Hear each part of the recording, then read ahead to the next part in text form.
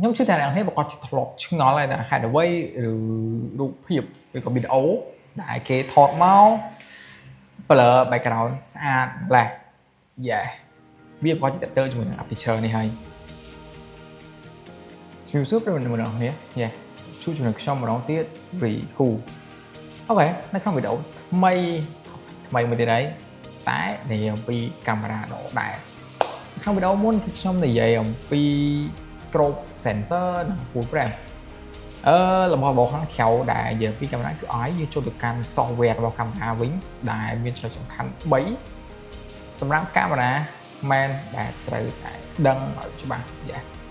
គឺ ISO aperture និង shutter speed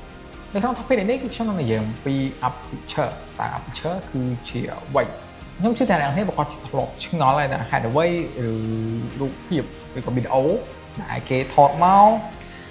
blur background ស្អាតម្លេះ Yeah វាប្រកាសជាតទៅជាមួយនឹង aperture នេះហើយ aperture គឺជារុនឬក៏កែវភ្នែកស្តៀងនឹងកែវភ្នែករបស់យើងដែរគឺវាជាប់ជាមួយនឹង lens មិនមែន sensor ទេគឺ lens អញ្ចឹងរុននេះគឺវាដំណើរការដូចនឹងកែវភ្នែកយើងដែរដែល focus ចិត្តឆ្ងាយអាស្រ័យទៅលើទំហំរុនដែលយើងប្រើប្រាស់បើកឲ្យធំឬក៏បង្រួមវាឲ្យតូចអូខេរុនមួយនេះក៏វាមានលក្ខខណ្ឌពិសេសមួយទៀតដែរគឺការគ្រប់គ្រងពន្លឺដែលយើងអាចធ្វើឲ្យពន្លឺដែលចូលទៅកាន់ lens ហើយចូលទៅក្នុង sensor មួយតង់ទៀតហ្នឹងវាភ្លឺខ្លាំងឬក៏ភ្លឺតិចក៏វាអាស្រ័យទៅលើដូចគ្នាមិនមែនប្រើតែ ISO ឬក៏ shutter speed មួយមុខទេវាក៏តាក់ទងជាមួយនឹង aperture ដូចគ្នាដែរដែលរុននេះគឺរុនសម្រាប់ទីពន្លឺចូលកាន់រកជាប់ aperture ដែលគេតែងតែហៅ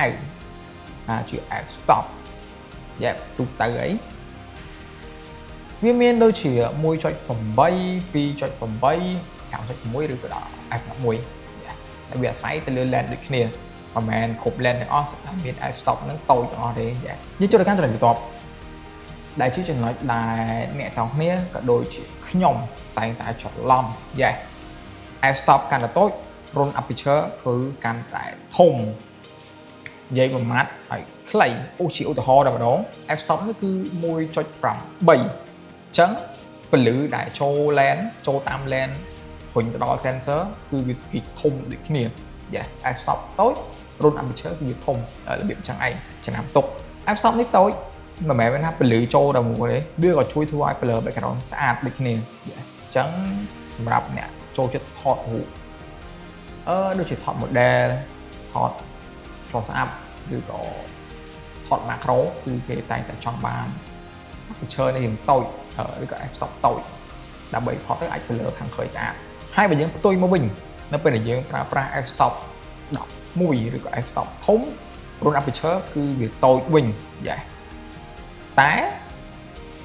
ក៏អាច focus ឬក៏ធ្វើឲ្យច្បាស់ខាងក្រោយដូចគ្នាដែលវាល្អសម្រាប់ landscape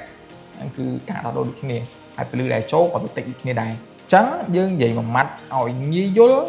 ហើយខ្ញុំក៏ត្រូវតែចាំដូចគ្នា f stop តូចរុន aperture គឺវាធំដែលវាទទួលបានពលឺច្រើនហើយ blur background ស្អាតបើសិនជា f stop ធំរុន aperture គឺវាតូចទទួលបានពលឺតិចហើយការដែល focus ឬក៏ blur background គឺអត់មានទេគឺធ្វើឲ្យរូបភាពច្បាស់ទាំងអស់ទាំងមុខទាំងក្រោយអញ្ចឹងសម្រាប់ topic ដែលនិយាយអំពី aperture គឺអស់ហើយមានតែប៉ុណ្្នឹងទេខ្លីៗសិខេបឲ្យងាយយល់បើសិនជាខ្ញុំមានចំណុចណាខ្វះខាតអ្នកគ្នាអាច comment នៅក្នុងវីដេអូនេះបានខាងក្រោមវីដេអូនេះបានខ្ញុំនឹងកែលម្អដូចគ្នាហើយវីដេអូក្រោយយើងនឹងនិយាយអំពី shutter speed វិញម្ដង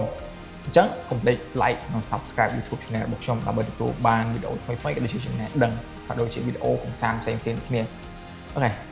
ជម្រាបលាដល់អ្នក